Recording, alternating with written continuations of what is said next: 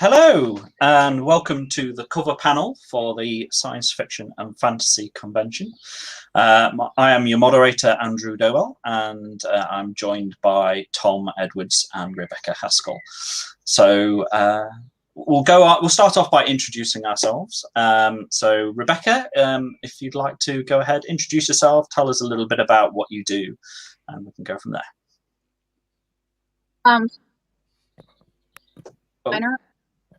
I've been self-published.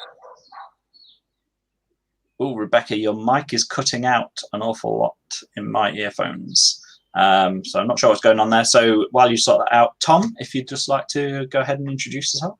Yeah, so my name's Tom Edwards. I'm an illustrator and cover designer. I've been in the business about 5 years now. I came from a video game background. And then from 2015, I kind of went freelance, and then I've been doing covers ever since. Brilliant. Great. Rebecca, should we try again? Test. How is that? That sounds better. Yes. Okay. All right. So I am an illustrator and a cover designer. And I run vividcovers.com. I've been in major all throughout. It's been a while. And yeah, I got into cover. I am a writer and set up. Okay. We're still getting a little bit of you cutting in and out, but we got at least some of that. And I'll tell you a bit about myself as well. I'm a cover designer like these two wonderful people. I started off as an illustrator and did some photography as a wedding photographer, but eventually, as I'm an author as well, decided to get into doing some cover art as well. And it kind of grew from there as people kind of commissioned me. So it's been great. Working with all these authors, I'm sure Tom and Rebecca would agree. Let's work through some questions. So how did you get started? How did you end up wanting to get into doing cover art? Let's start with that. Who wants to go first? Is your mic okay now, Rebecca? I don't know. You tell me. I can't tell on my end. It seems it. That worked fine. That worked fine. Okay, go good. Ahead. That'll do it. I've been writing since about 2007. So a while for myself and other writers. Trying the traditionally published track as we were at the time, and eventually, as it looks about self-publishing becoming more of a thing, they kind of came interested in getting these out there and maybe some of their novels action, and they didn't know what to do for their cover. I've been in graphic design years and years and years, and so I started doing it with friends just for writing buddies. I write, and eventually I got where I'm doing a lot more covers than I am writing. And yeah, it's just kind of an unexpected, really fun. He's still cut. So I'm really sorry. You're still cutting in and out quite a lot. Whether it's a bandwidth issue, I'm not sure. I've got some of that. But Tom, if you'd like to tell us a little bit how you switched into working with authors and. Yeah, so like I said, I worked in a games company. After I left university, I studied game art and design at uni, and then from there I got a job at a games company called Codemasters in the UK. They predominantly do racing games like Formula One and Dirt Rally, and it was there I met a guy called Fred Gambino, who I kind of thank for getting me into it, really, because he used to do cover designs for Isaac Asimov. Wow. He's a really cool guy. I'm not sure, I've not spoken to him for a while now, but he lives up in Derbyshire. And then he knew or knows John Harris, the other famous sci-fi illustrator who did a lot of other book covers. kind of in the class, like the 80s and 90s. So luckily I got to meet both of those at the same place. And then Fred kind of got me into it because I asked him what he did, and obviously he said he's a cover artist as well as a concept artist. So he kind of got me into the whole that whole direction. And then I don't know what it was. I think I did some space artwork at work, and someone on DeviantArt saw it and they said, "Can you do me a book cover?"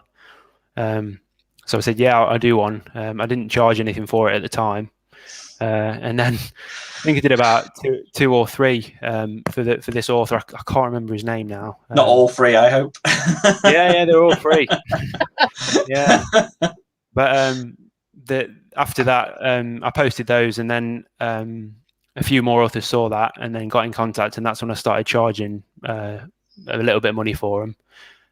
And then as I was working at Codemasters, I was there for about 3 years, and then I kind of say the second 2 years I was working. I was going to work and then coming home and doing book covers all night. And it got to the point eventually where it was either I stay at Codemasters and continue on with concept design, or I quit and do my best to try and go freelance, and that's what I did, and that was at the start of 2015. So ever since then, I've just been self-employed doing book cover art. Really, Brilliant. It's been really good. So I'm really grateful for all the authors I've worked with, because there's some really good ones. Well, they're all really good, but yeah. So Rebecca, let's try your mic again. Fingers crossed. Come on. It keeps kind of cutting in and out as you're talking. It's you get a little bit out, and then it cuts, and then it comes back. Keeps going. Did you just want me to repeat how I got into business? Yeah, just yeah. Just go through it a little bit again. I've been doing. I started writing. Okay, so you're cutting in and out again, but I'm getting little bits. So you started writing. So you do a bit of writing and you do cover work. Is that right? Yes. Getting a nod. Man. Is someone watching TV in your house, streaming videos or anything? I'm going to find out. Guys, Cool. just give me just a minute, okay? I will. I'll give you a minute. I'll answer the question and we'll come back. No problem. Okay. So for me, I was doing kind of some work I was doing some photography for some weddings, things like that, and also being an illustrator. I had that background in art, and I started doing some cosplay photography and kind of taking pictures of these cosplayers, taking the background out. So like putting Spider-Man stuck to the side of a building, things like that. So composite artwork, which is very big in covers. And I also started writing myself as an author. And I started to realize that people needed covers. And it kind of happened where the big thing I remember was, I'm going to name drop here mercilessly, that Michael Anderle kind of asked me to do one of his covers. Now, this is back in the day when he was, he had like 3 books out. He was just one of the little guys, and he asked me to do his Bethany Ann covers, and it kind of grew from there. I think really that's where it kind of started for me.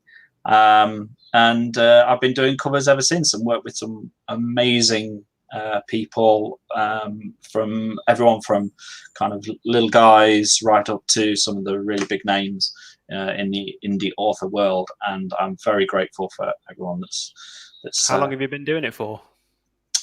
It must be, well, it's at least 4 to 5 years now, I think, actually, because same as you.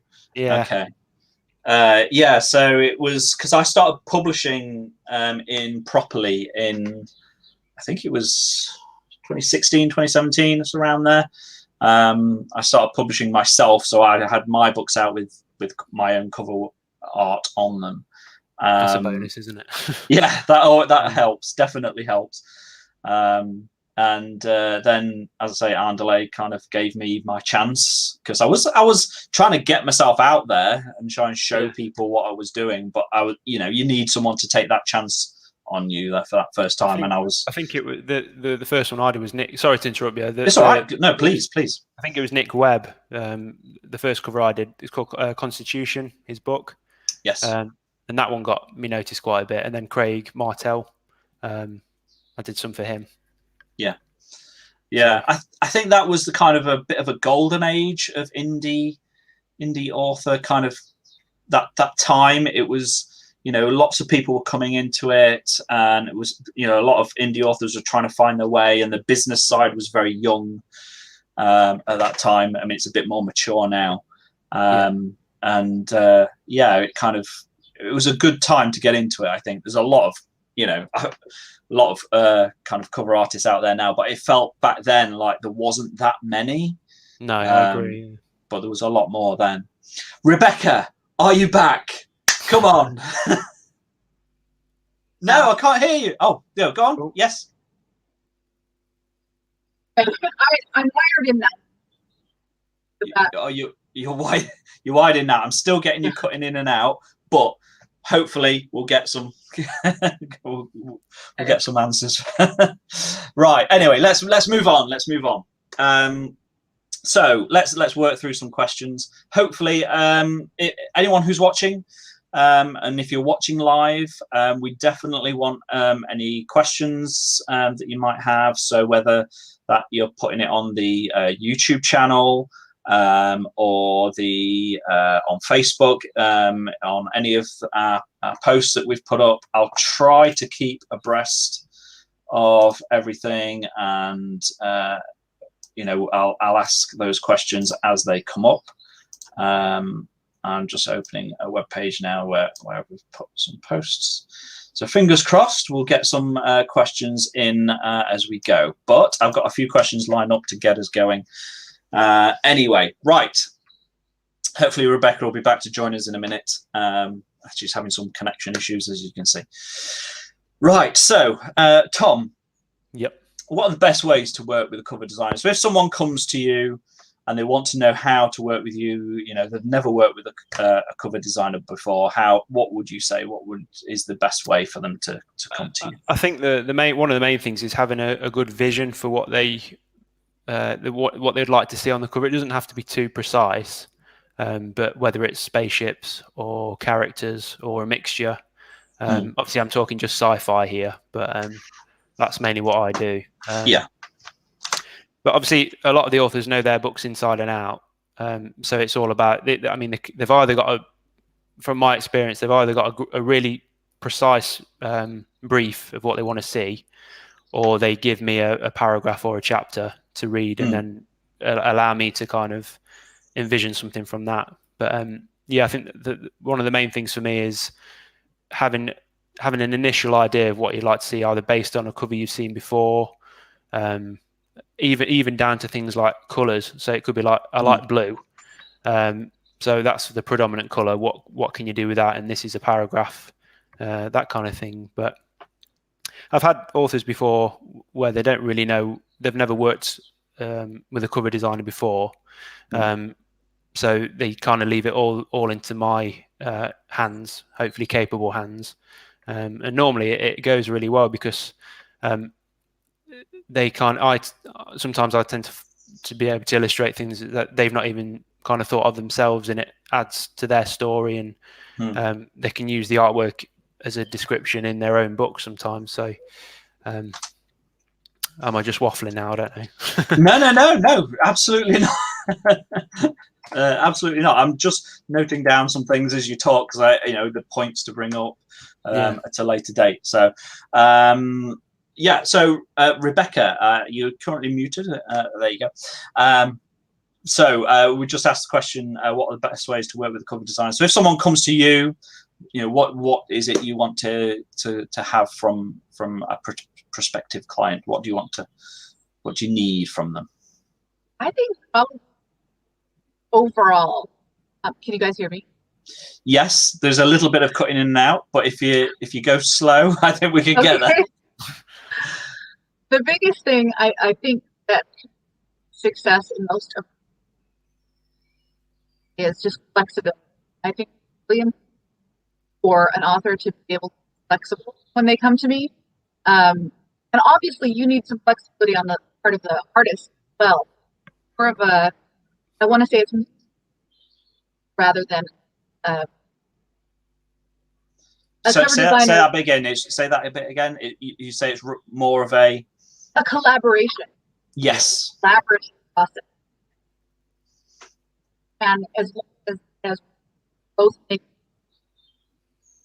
the project, that's when I think that it is the.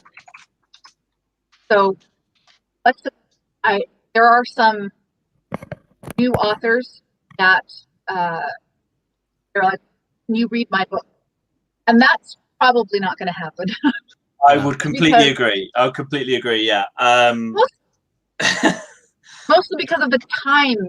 Yes. And having to read the book, that's going to extend the project a lot further than. Yeah. You are cutting out a bit, but I'm getting the gist of what you're saying. So just to pick up on a couple of those points from both of you there. Yeah, I mean, I would agree with everything that you're saying. That I don't need to read the whole story, as Rebecca said. There's no need, really no need. I don't need to know, the entire kind of story in and out. I just need to know a few things, to stimulate those ideas.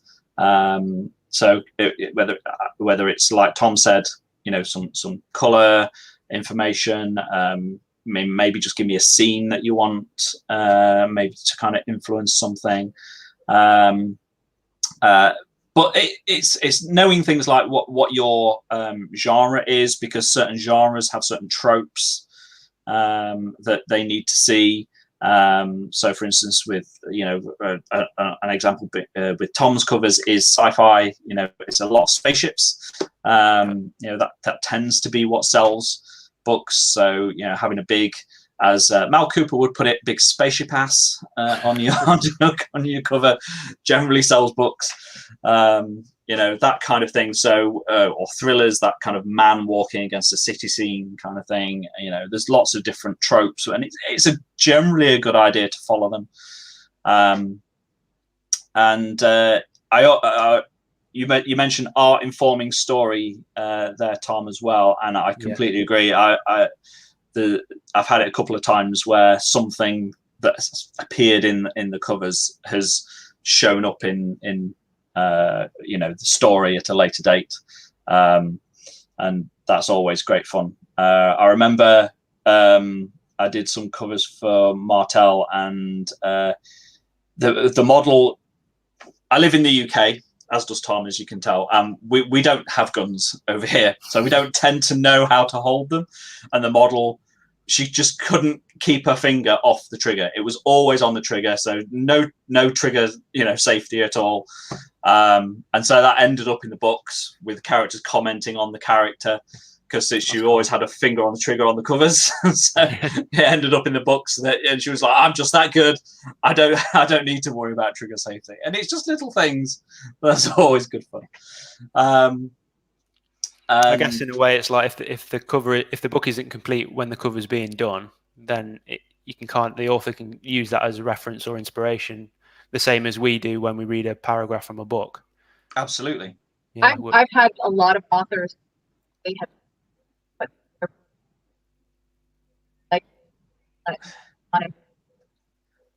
Sorry, can you repeat that? Sorry, you're cutting in and out again. Let's go again.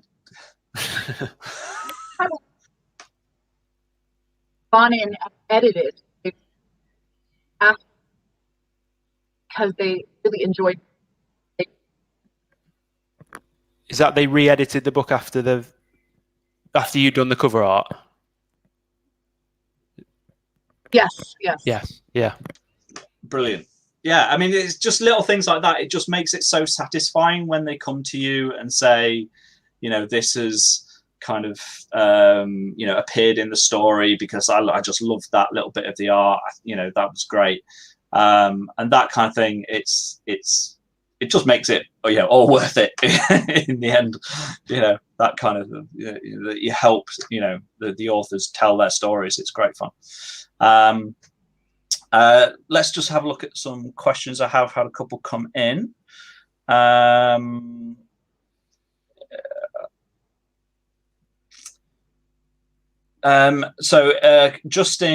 indie author interested in book cover design for personal use. Where do you start? Assuming no graphic design background, what are the first couple of steps to get started? Tom, any thoughts? Sorry, what was the question again? Using a book cover for personal? Yeah, so it seems to be book cover design for personal use. Where do you start? So would that be? So that'd be more like asking me to do an illustration just for like maybe a print or a poster. Possibly. Maybe something like that. Yeah, I mean that's the same as book cover art. Really, it's just I just need to know what it is you want. What are you expecting from me? Obviously, with an illustration, it'll be different in a way that there's no graphics, so there's no titles or text or anything like that. And obviously, with book cover art, I kind of always, when I used to illustrate just normal paintings, obviously composition-wise, you'd have a landscape and you'd fill it, and the center of the canvas is kind of where you're working from. Whereas now with book covers, I'm more about the right side of a piece of paper, if you get what I mean. So that's the only thing that changes, really, the composition. Because obviously everything important has to be on the front cover. Absolutely, yeah. Book cover design has a very specific kind of design language where everything has, if you're designing a full wrap, goes right around the book, you have to have a lot of space on one side to wrap around. So everything's kind of one-sided. So if it's just a commission of art, say a character piece or something like that, then that opens options up because we're not constrained by certain things. But otherwise, it's basically the same. Just get in touch with your chosen designer, and I'm sure they will. They won't mind whether whether the art is just for personal use to pin to a wall or to go on a book cover. They'll deal with that as it is. It looks, unfortunately, this is really sorry to say, but it looks like Rebecca has had to pull out. Her internet is failing her, unfortunately. So you're just stuck with me and Tom, unfortunately. So just us two. It's a Brit takeover. It is, yes. Britain's taking over. Hail the Empire. She's back. She's back. But I did you. If we can find a way through this, if we can find a way of getting you. I hope that works. It's the last idea I had. So that seems better. That seems better. Good. Okay. Cool. Good. Right. Okay. So, Edwin Downward, I gave my designer a quick summary of the story and links to a number of covers I thought best presented the brand I wanted to portray. It's not really a question, but I think that is a pretty good way to get a cover designer started. A quick summary, links to covers that they like. I often ask, actually, if they've got any covers that they like that they can show me. What do you guys think to that? Yeah, I'd agree completely. Yeah, that's probably the best way for me, actually, because they've given me the summary of the story, gives me the details I need, at least to get started on the roughs, and then if I can see what style they're after, or if they can point to different aspects of covers they like, that's really helpful as well. Obviously, not to copy it, but no. It's. I mean, everything's been done before, but we don't want to ever kind of slavishly copy. But I mean, that said, it's good to have inspiration and see where that author's head is at, and what's in their mind. Because as much as they can describe it to us, often it can be really hard, for us to kind of get into that mindset. But if they say, "Well, I love this. I love the tree in that one, the colours in this one." And just you can go, okay, well, I can kind of see where you're coming from. Rebecca? Yeah, absolutely. That that is how I like my briefs to go. I love when authors give. I like to the artist, we're visual, and so anything that you can give that and give me direction. Yeah, cool. Got it's still cutting out a little bit, but I got most of that. Yeah, brilliant. Okay, cool. All right, so we're still waiting on any other questions that come through. So, right, so let's talk about something that I've noticed in kind of recent years is that the rise of DAS and kind of 3D characters.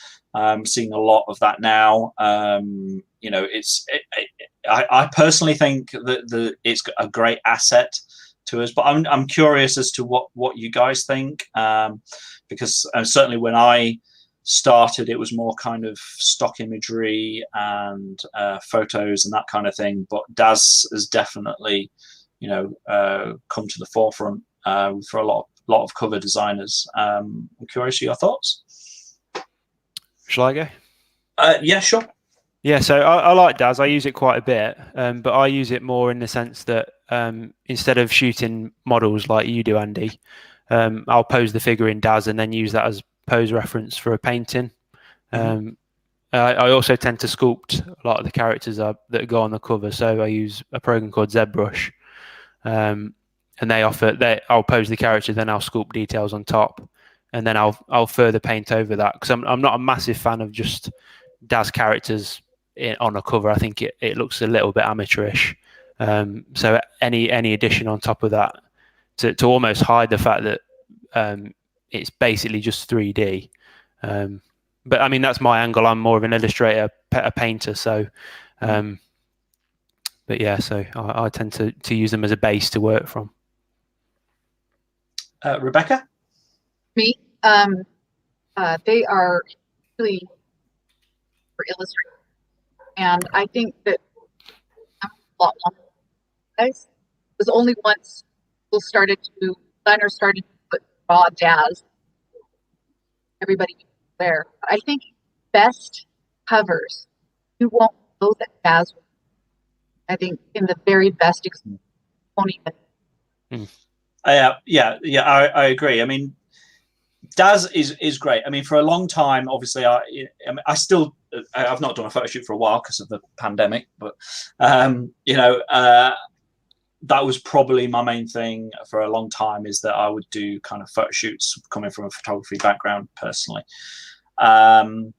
But there was things I always wanted to kind of be able to add into a cover more easily, and 3D was always something I wanted to do. I wanted to learn Blender and things like that, and I mean, I found DAS, and I think it's a great resource. I think it opens up a lot of possibilities, but in some regards it can be a bit overused, and it is all about kind of, I think, not just kind of taking just one of their stock characters and just using that. It's kind of making it your own, and maybe kind of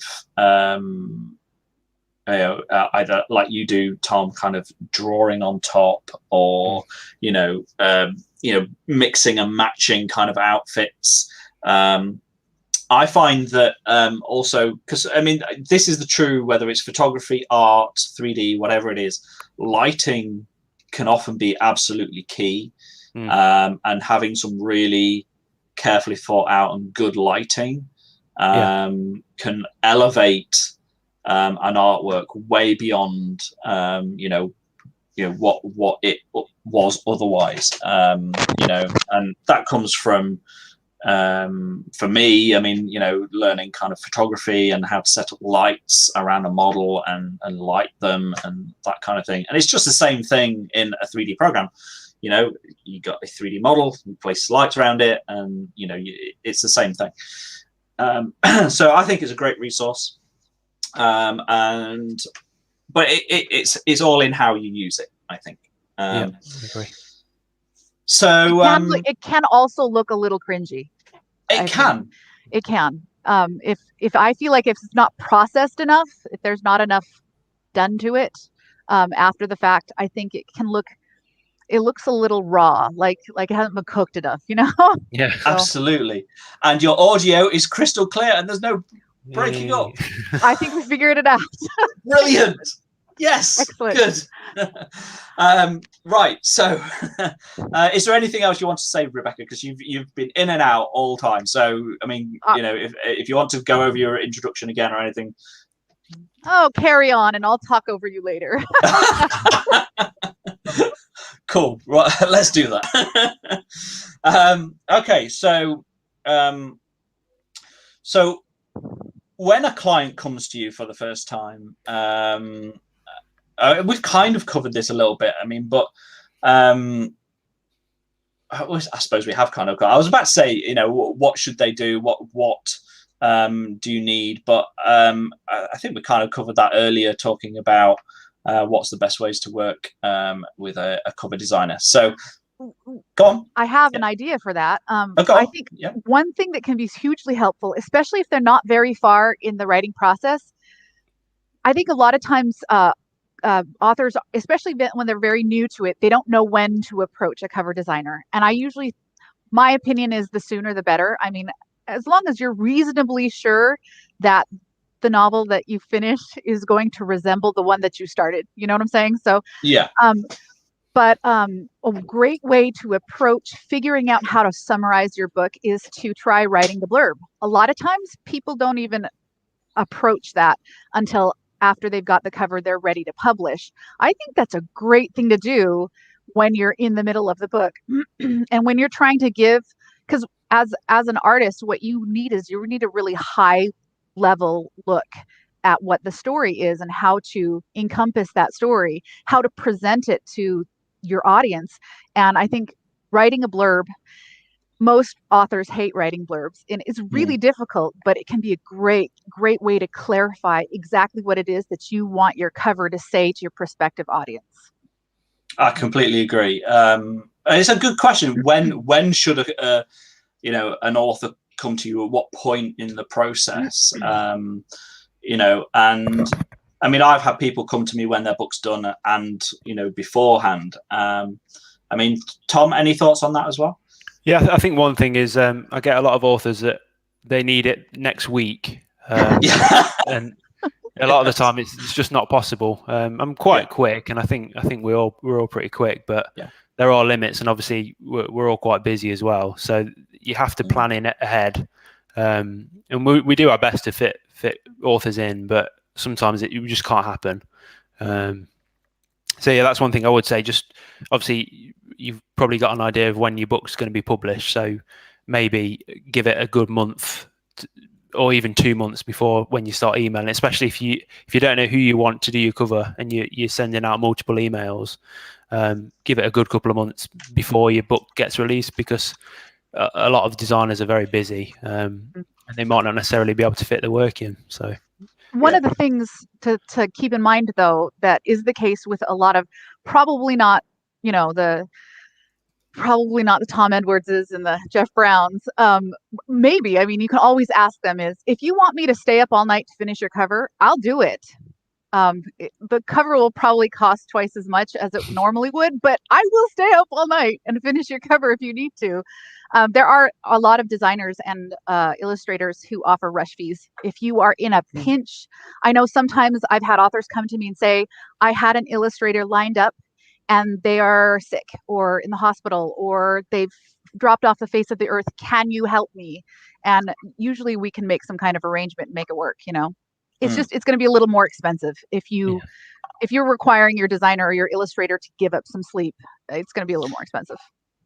Yeah, or just rearrange the schedule. I mean, I have kind of a number of people that I'm working with. Generally, at any one time, I've got like 2 or 3 people that I'm working with. And if someone comes to me and just drops something in my lap and says, "I need that tomorrow," it's like, okay, yes, usually I can find a way to do most things. But yeah, it can be kind of disruptive.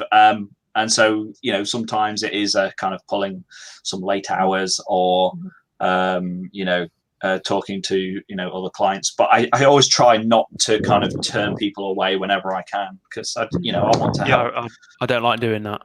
Me either. Yeah. Especially because like we're freelancers, so turning work down I find it very difficult. It feels wrong. Yes. It's just Yes, it feels very wrong. Yeah. Yeah, absolutely. So, I mean, on average, then, how long would you say an average process takes from the moment someone comes to you, say, "Hi, I want a cover," to you handing over that final thing? On average, how long would you say that process takes for each of you?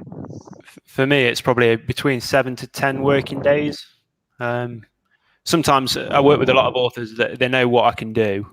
I've done a lot of covers for them, so it's like I want this, and it'll be literally 2 days. I can turn it around, but other times, it could be 2 weeks, three weeks sometimes. But as long as the author knows that at the beginning, so if the brief's really detailed, and I say, look, this is at least 2 weeks. As long as they know that before we start, then that's fine. But I'd say 7 to 10 days, working days. Yeah, sure. for me, it really varies depending on the project. Like for instance, a spacescape. Like we got some spaceships in space. Those don't tend to take me as long as character focused covers do. When I have to paint a human, it's just a different process than a spaceship or other inanimate objects. And so it depends on the complexity of the project. And also, again, depends on whether or not I probably shouldn't admit to this, but I have a long time client who we agreed earlier in the year exactly what we wanted. I did a couple of quick sketches and I painted him 6 covers in 1 week. And Wow. it worked. I mean, it almost killed me, but it worked, and they're beautiful and I'm super proud of them. But we knew exactly what we wanted. And I just did them, one right after another. He looked at them, says, looks great. We moved on to the next one. And not all authors are comfortable with that kind of process. A lot of them want to go in there and they want to tweak, or they want to see it halfway through and, maybe make some changes. And that's totally understandable. So if you know how you work, for me, I think the range is about 2 to 3 weeks. Also, it's worth it to note that since as illustrators, it's going to take longer to paint something from scratch than it is necessarily if you're working from stock imagery. If I'm working from stock imagery, it can take 2 to 3 days maybe, but painting is significantly longer, especially.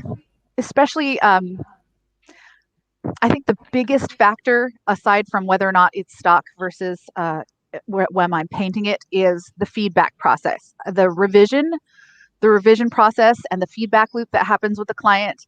How many times do you want to come back to me with a list of things to change? How many times do you want to check in on the painting as it's progressing? And I am completely comfortable with doing that as much as you want to do. It's just, it's going to affect the timeline, so. I tend to put a limit on that. So the contract I use, it stipulates how many changes you can make, especially because I paint a lot of the covers. I don't really use stock images. So once I start detailing a cover up, it's very hard to go back and make big changes after that. So I also have a limit on the rounds of revision, not like the individual but the rounds of revision. But I continue past that point if the client wants to. It just affects the price. It affects the price. After a certain number of rounds of revision, I start to charge hourly. And honestly, if someone wanted to do that for 3 months, we could do that. It's going to get expensive. And it probably, to be perfectly honest, I've never gone past 3 rounds of revision and had it significantly improve the cover. And in some instances, I feel like that's sort of the point of diminishing returns, and it starts to damage the design overall. I would agree. I mean, my process, I'm just trying to write notes of things to refer back to. But yeah, my process is probably similar. The thing that takes the longest time for me is the emailing back and forth. When someone first comes to me and they often give me kind of a little bit of a description. So then I ask questions, and then they come back, and then I ask for kind of reference or that kind of thing. So there's that takes days usually to get through that, and then the actual cover process itself. My process is I do a lot more kind of a stock imagery or 3Ds and that kind of thing, and it takes a couple of days basically for me to do that. And then the revisions, as Rebecca says, that can again take a while because it's the emailing back and forth. But I mean, I don't mind revisions at all. I'm more than happy to do revisions because I want to get the cover the way you want it, as the client. And it's really important to me that it's how you envision it in your head. But obviously, the more revisions, the more time, the more cost involved. But that's totally fine by me. Cool. Okay. So, what if an author is on a budget and they can't afford, say, any of us, and they want to do a cover kind of DIY job? What would you recommend is the best way for them to get the best cover, the best bang for their buck? Is it to talk to a designer, go pre-mades, do it themselves? What would you say, Rebecca? Sorry. No, I think in the earlier days of self-pub, I think DIY was a viable option. In most genres, I just don't think it is anymore. In most genres, I think that the level of competition you're going up against, if your goal is sales, okay, if your goal is something other than sales, then that's a whole different conversation. But if your goal is selling as many copies of your book as possible, I don't think DIY is a really viable option anymore in most genres because the level of covers has just become pretty incredible in most genres. I mean, it's become really amazing, and those covers are the ones that your book's going to sit next to. And I think that's important to look at Amazon, look at the bestseller list, see what's selling, and put your book next to it and say, does this look like this belongs here? Is this something that can be competitive in this genre?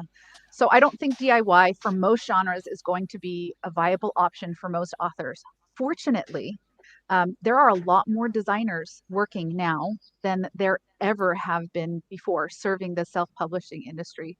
And I know that there are a lot of authors, particularly in the genres that I work in, science fiction and fantasy. Authors are sometimes a little bit leery of pre-mades because they really want something that is it's made for them. It's custom. It says it's their character and it's exactly what they imagined. The only problem is, and you can absolutely get that. The only problem is that has a price tag. Customization has a price tag. It's like getting a bespoke suit, tailored just for you with all the measurements perfect. It's going to cost you. So if your budget is on the lower end, you might have to go with something off the rack. I would recommend pre-mades. There is a wealth of just phenomenal pre-made covers that are available for pretty low prices. I probably wouldn't go for anything under $75 for most genres, just because I feel like under about 75, that's when it starts to get, there start to be questions about the legality of the resources that are being used, as well as the quality. But there are just some phenomenal pre-mades out there. And to be perfectly honest, no author wants to hear this. To be perfectly honest, if the hair color of the character on the book doesn't completely match your character's hair color, nobody's gonna care. Nobody cares. Your reader, as long as the story, they get in there, the story is engaging. I can't tell you how many times I flipped to the cover in a book and be like, wasn't right. And it actually impacted my enjoyment of the book. If you've done your job as an author, no one will care about the hair color. You know what I'm saying? So I think pre-mades are probably the best way to go if you are an author on a budget. Yeah, I'd agree with pre-mades. I've done quite a lot over the 5 years I've done it, and they always seem to do really well. But I think the thing with spaceships as well is a lot of them, unless there's like I call it like a hero ship, like the Millennium Falcon, it's really noticeable. If the ship isn't the main focus, then you can kind of get away with a more generic kind of cover. I think that the main role of a cover is to sell the book. So as long as the cover looks good and it's vibrant and it stands out, I think that's number one. And then secondary is like, does the ship have 10 turrets or 15 turrets?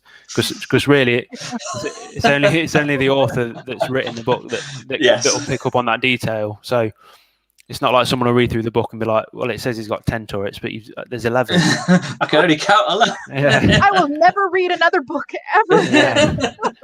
So yeah, I think the main thing is the quality. I mean, quality is a big thing for me. I mean, I'm quite a perfectionist, so I'd never put anything out that's bad quality. It just reflects bad on me. And I guess authors are the same. They don't want to release a book that they've spent maybe years writing, and then they just spend $50 on a cover, and no one ever reads it because they don't know who they are. So the main thing is really to stand out. I suppose if you are doing it yourself, if you've had a background in illustration or graphics, you could give it a go and get feedback from professionals or people in the know. But I really would invest in a good cover and be prepared to spend quite a bit of maybe a marketing budget on the cover itself, because that's what will appear on all the adverts and on your website and that kind of thing, and it just makes you look more professional as an author, I think.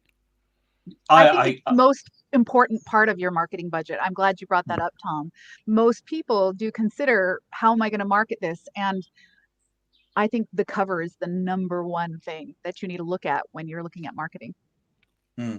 Yeah, I think it's really important. And yeah, I mean, there's a number of really great points there. And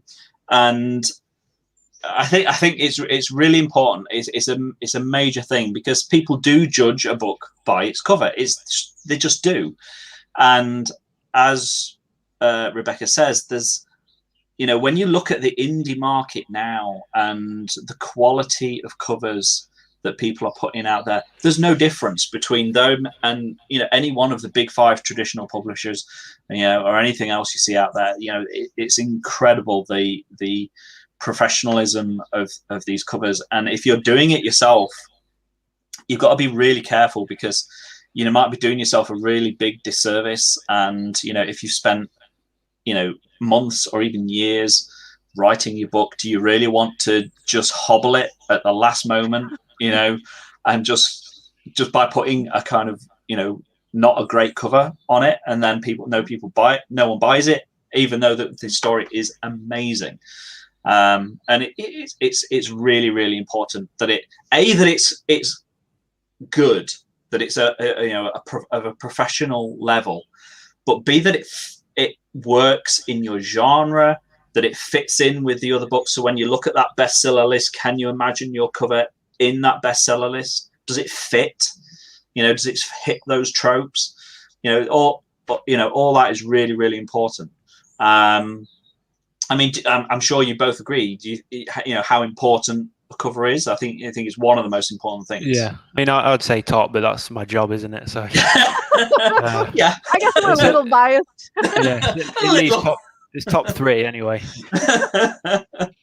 Obviously, you want to write a good book too. I Yes. mean, that's pretty important, but we can't advise you on that.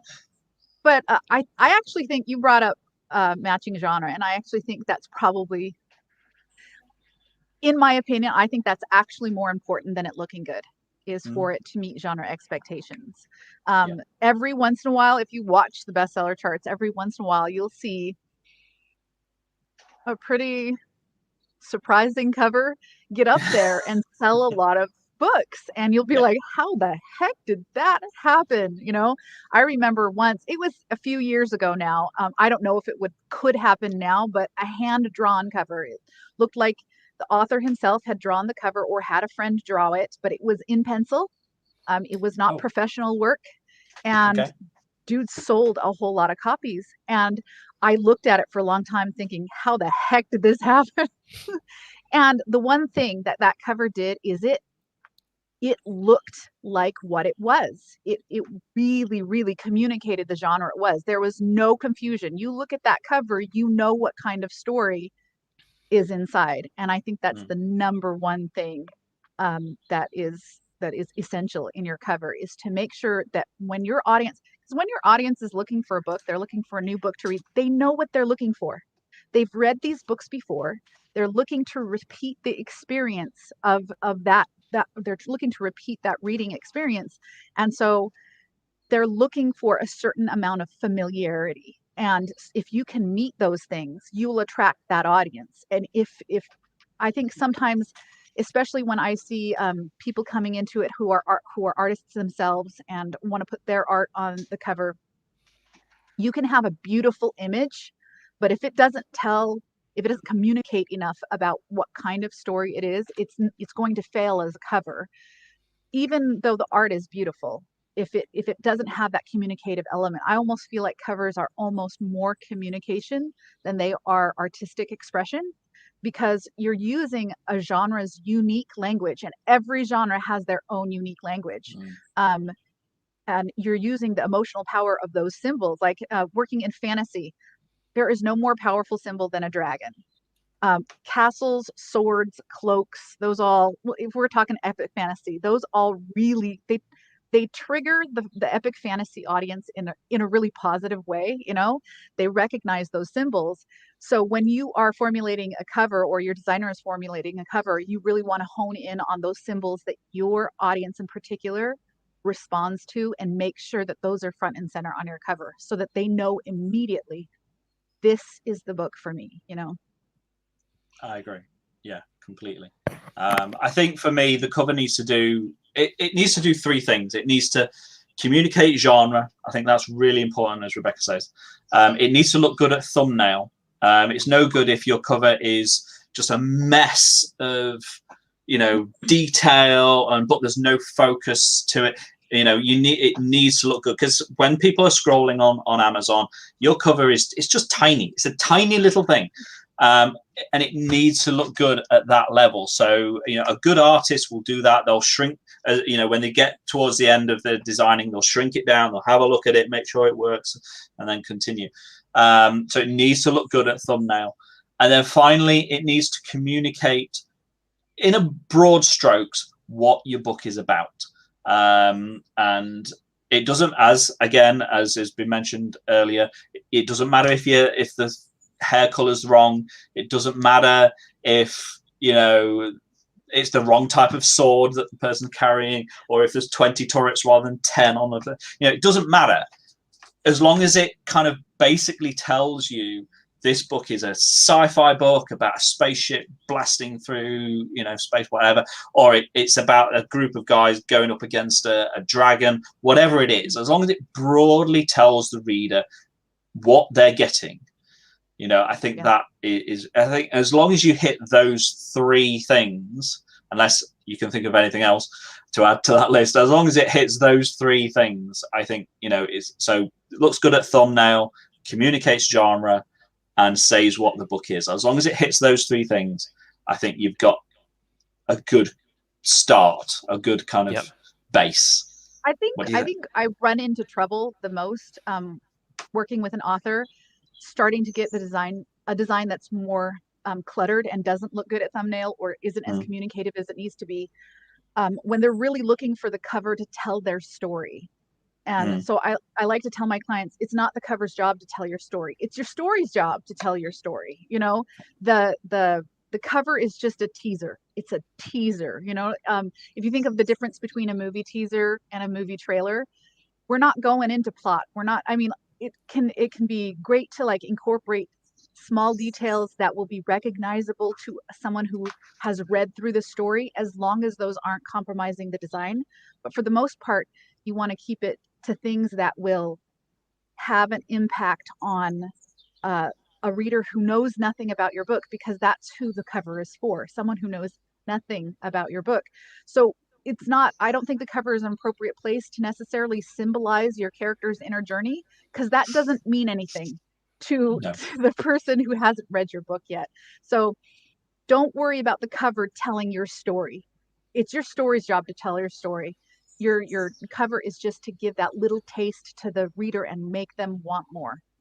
Yeah, it's a hook. It's something for them to, you want them to kind of be scrolling through Amazon and see that cover and go, oh, I wonder what that's about. Then they click in and read the blurb, and that's what your cover's got to do. Yeah, Tom? I think following on from Rebecca, it's I think of them as like a mood setter. So I do a lot of stuff with lighting and atmosphere, and I think that can create a kind of state of mind that you see that and you think, okay, I know exactly what I'm going to be reading based on that cover, and it kind of sets you in the right mood of the story. So, like if it's a happy story, happy sci-fi, there's lots of color and that, and it's really clear. But if it's more of a dark military war story, it's more gritty, a lot of smoke, that kind of thing. Yeah, which is kind of that's the kind of the telling what the your cover needs to give the reader an idea, and that can be done in lots of different ways, as Tom has just said. Just whether it's color, mood, elements that are included, that kind of thing. Yeah, absolutely. Okay, so we're coming up towards the hour here. I don't think there's any more questions coming in. Is there anything you'd like to say at this point? Do you want to maybe tell the listeners where the people can find, if they want to reach out, if they want to contact you in any way, whether it's covers or anything else, or just say hi? Where would they find you? And also anything you got going up, like one of your pre-made drops, Tom, or anything like that? Just anything you'd like to say. Yeah, so if I go first, you can find me at tomedwardsdesign.com. That's my main website, and you can email me at tomedwardsconcepts@gmail.com. If you've got a brief you'd like to discuss, anything like that. Pre-made. So I've done 9 sets now. So I tend to release 2 a year, although that's been a bit different with COVID. But I should have Series 10 coming out in this year at some point. So brilliant. Keep an eye out for that. But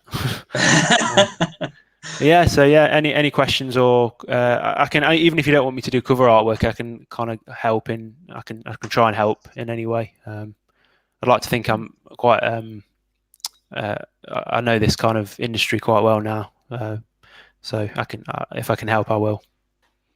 Great. Rebecca? You can find me at vividcovers.com, or you can email me at design@vividcovers.com. I'm also on Facebook and Instagram. So yeah, just look me up. I'm happy to help if you have any questions about your covers or getting in touch with a designer. I wrote a little guide last year, a little pandemic book last year called Cover Your Book, just as sort of like trying to help authors just navigate the whole process of finding and working with a designer, because I know that can be really confusing. So you can find that on Amazon under R. Haskell. But yeah, if you have any questions or need some insight into the industry, or just aren't sure where to look for help, just let me know. I'm happy to help. Excellent. That's great. And for myself, you can find me at creativeedgestudios.co.uk, or on Facebook. Just drop me, or just search for my name, Andrew Dobell, and I'm usually on there somewhere. And again, like the other two have just said, more than happy to help.